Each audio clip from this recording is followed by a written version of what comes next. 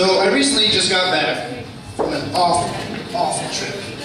The natives were rude and overbearing. I didn't speak the native language. I was uncomfortable the entire time, and the food was horrendous. I just got back from 5 years of marriage. I don't know if you've ever been or are considering going. I wouldn't recommend it.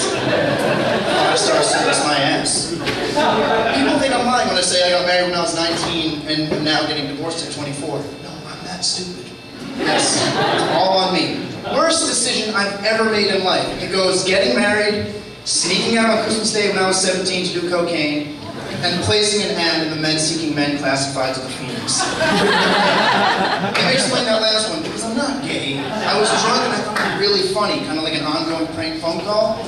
It's become an issue that haunts me on a daily basis. I've never heard of so many things you can do with semen. If there's a Barry Manilow here tonight, stop fucking calling me. You're never gonna fill me up.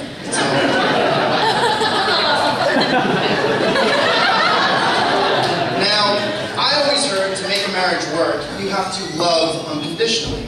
I say, in marriage, you have to learn to hate someone with all of your heart. And what I mean by that is, you have to accept the fact your spouse is a piece of shit with all these little tics and nuances that'll drive you crazy for the rest of your life. And you have to know, deep down in your soul, that you made a terrible decision and live with it. My wife couldn't live with it. She wanted out. She was always saying to me, oh, you drink too much, you work too much, you dream too much. Can you imagine that? You have too many goals and aspirations for me to handle. I want out. Now, she called these things problems, but I call them blessings in disguise because now I don't have to see her every day. It's working out. It's working out. We're just completely different people. It amazes me how we even started dating, let alone get married. Take, for instance, she comes from a strict, born-again Christian family, and I use rational thought. So right away,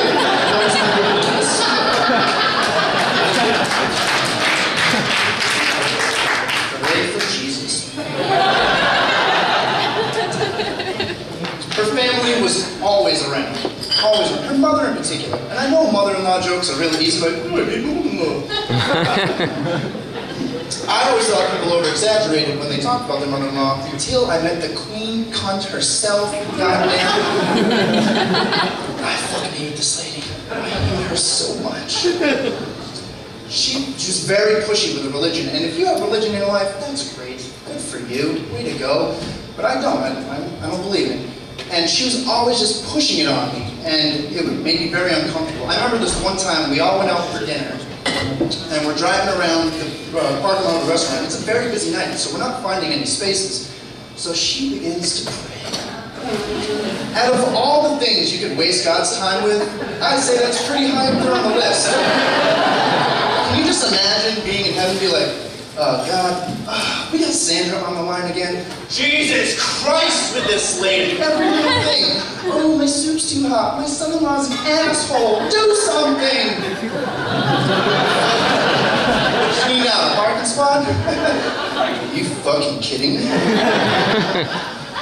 So we're driving around and we find a spot. Eventually we find a spot. And she says, see, it worked. What a miracle that has been bestowed upon us this evening. We have found a parking space in a parking lot. Never again will I question the existence of God, for my eyes have seen the glory of the coming of the Lord.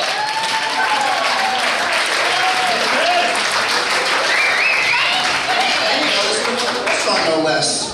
Thanks, God. The best thing I walked away from marriage with is my 2 kids. I have 2 kids. I have a 4-year-old boy and a 3-year-old girl.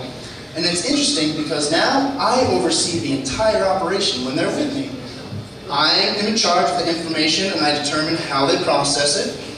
And it's a learning experience for me because I want them to be free spirits and I want them to test their limits.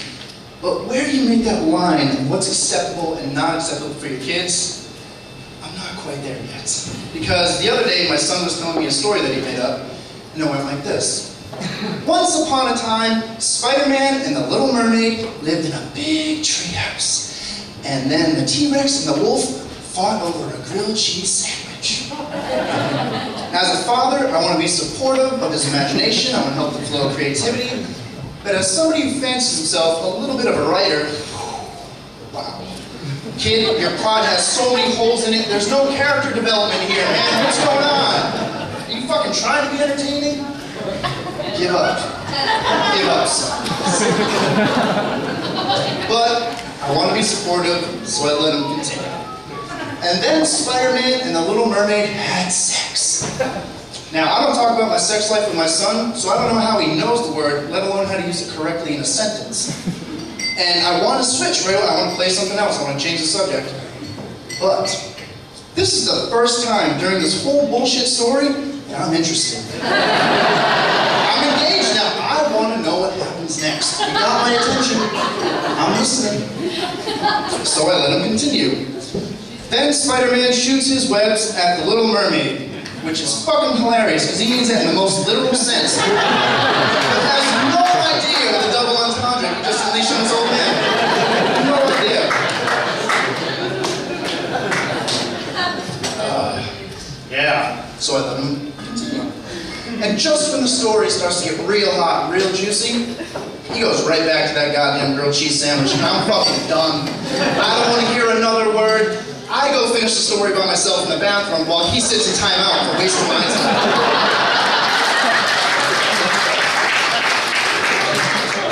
Asshole. Now, being 24, divorced, and now a single father of 2, has completely destroyed my sex drive. Completely destroyed it. Now, ladies, don't think that I don't love you. It's not that I look at a vagina and go, ew. That's not the case. I just view you all now as power-hungry baby harvesters. I'm sorry. I'm sorry. It's the truth. She's upset because she knows it's true. I honestly can't wait for the day my dick doesn't work. I can't wait for that one sweet day where it's not getting hard. It's not doing anything. It's a beautiful morning. Ladies and gentlemen, thank you so much.